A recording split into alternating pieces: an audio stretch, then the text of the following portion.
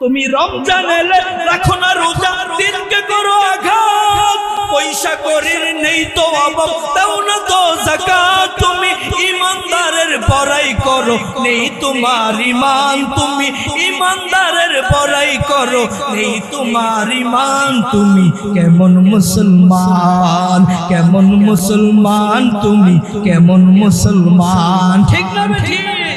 নামে মুসলমান হলে কাম হবে না রে মুসলমান।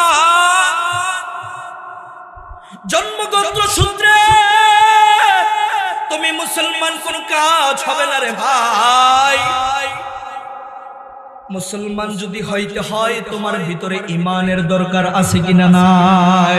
ইয়া আইয়ুহাল্লাযীনা আমানুত্তাকুল্লাহ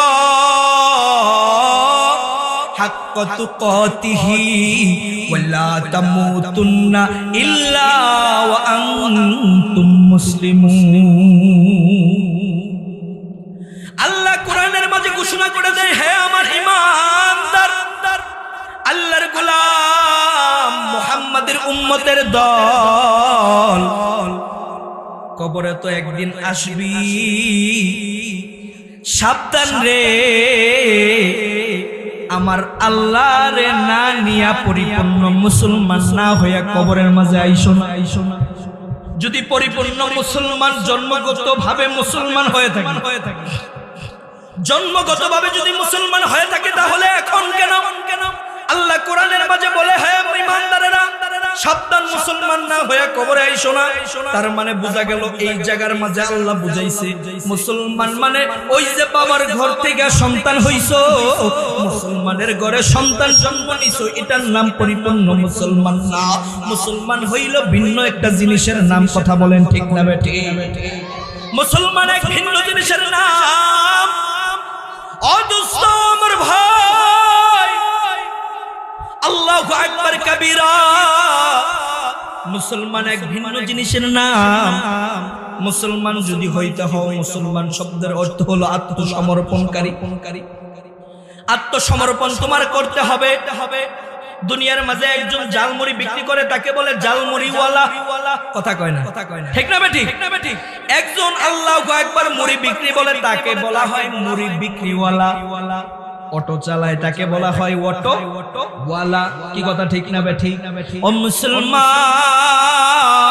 মুসলমানের ঘরে জন্মগ্রহণ করেছেন, তার নামই মুসলমান নয়, এটার নামই মুসলমান নয়। মুসলমান ভিন্ন এক জিনিসের নাম।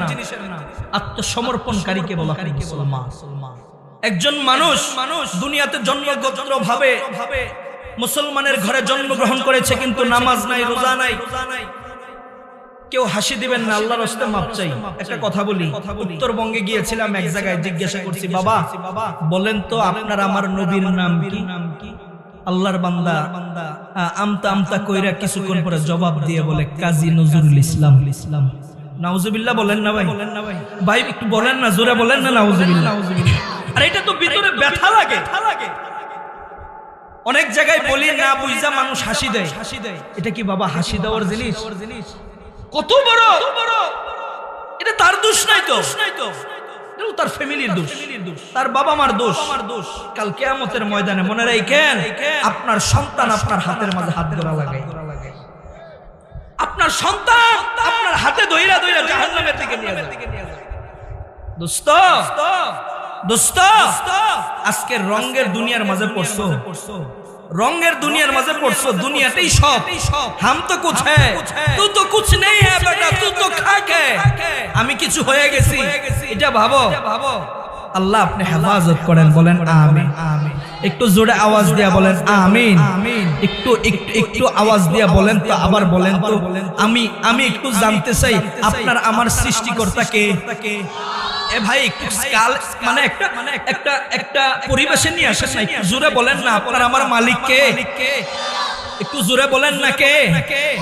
আরে কোন হতভাগা আমি তাকায় দেখতেছি, আপনারা তো সবারে দেখেন না, 2, 4, 5 জন বলতে পারে নাই আল্লাহর নাম চাও।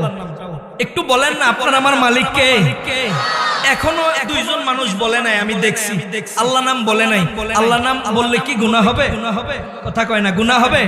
দোস্ত একটু আওয়াজ দিয়া বলেন না, আপনার আমার মালিক কে? ও আব্বা একটু আওয়াজ দিয়া কও না, কও না, কও না, কও না, তোমার আমার